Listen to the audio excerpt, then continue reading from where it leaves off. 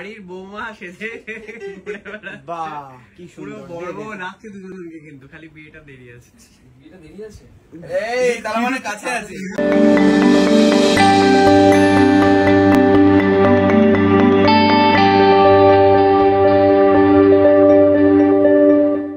আজকে আমি আর শাহরুখ এসে গেছি ব্যারাকপুরে। ব্যারাকপুরে হচ্ছে আমাদের একটা পুজোর নিমন্ত্রণ।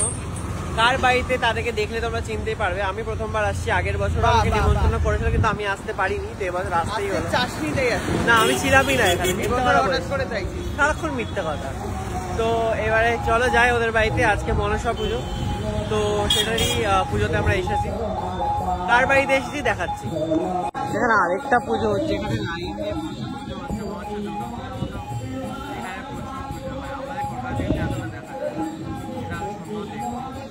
কি সুন্দর প্যান্ডেল, চারিদিকে সুন্দর লাইটিং করা তোমরা দেখো।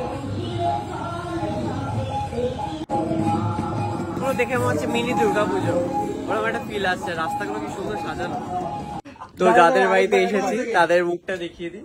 অনেক করতে পারছি না, মানে বাড়ির বৌমা সেজে বাহ কি সুন্দর বড় বড় নাচছে দুজনকে, কিন্তু খালি বিয়েটা দেরি আছে। বিয়েটা দেরি আছে, এই তার মানে কাছে আছে। কি কাছে আছে, তার মানে কাছে সেরে ফেলি। সিটিটা খালি খালি খালি লাগছে আর কিছুই না, মানে ওর লুকটা কিন্তু ওই রকমই আছে। এত মিষ্টি, এর মধ্যে এতগুলো আমি অবশ্যই খাবো না, স্বাভাবিক বিষয়। একটা খাবো, বাকিগুলো নিয়ে নেই। আমরা এসেই আগে অর্ডার করে ফেলেছি কফি, মানে এইসবের ওপরে সবার আগে কফি চাই আমাদের। আর এটা আমার দাবি না, সেটা হেভি খেতে। কিন্তু কোনটা ওটা হাতে হাত দিয়ে করা আছে? হ্যাঁ এই জিনিসটা, ওটা নারকোল। খেয়ে গিলে না, তার থেকে ভালো খেতে নারকেলের। হ্যাঁ এই যে নারকেলের নাড়ুটা, আমার এটাই লোভ লেগেছে। তো আমি মোটামুটি যা খাবার খেয়ে নিয়েছি, সায়ক নিজের প্লেটটা এখন ছেড়ে গেছে, তোর ওখান থেকে আমি এটা একটু চুরি করে নিচ্ছি। বা আগেও খাবো না, এইটুকুই ছিল আজকের জন্য। আমার মিষ্টির ভাগ কোটা কমপ্লিট। কালকে সব গাড়ি ফাড়ি রেডি হয়ে গেছে। Thank you. এই যে সায়ক, এই সারা রাস্তাতে কফি খাবি খাবি করতে করতে এলি। ঠিক আছে চাপ নেই। আরে ভাই যথেষ্ট। মিষ্টি গুলো, হ্যাঁ এই যে হয়ে রিফান্ড, এটা রিফান্ড।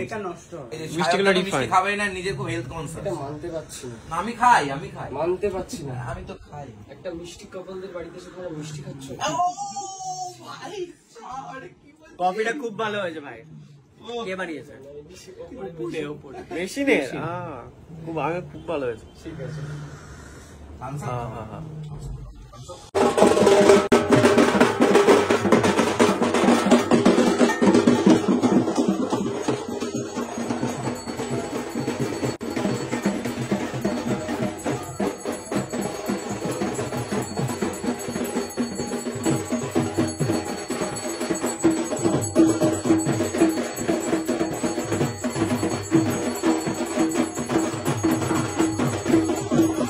তো তিতির বাড়ির ঠাকুরের প্রতিমাটা এত সুন্দর, মানে আমি সত্যি বলছি এত সুন্দর মিষ্টি মনসা পুজোর প্রতিমা, মানে মনসা দেবীর প্রতিমা এত সুন্দর আমি কোনোদিন দেখিনি।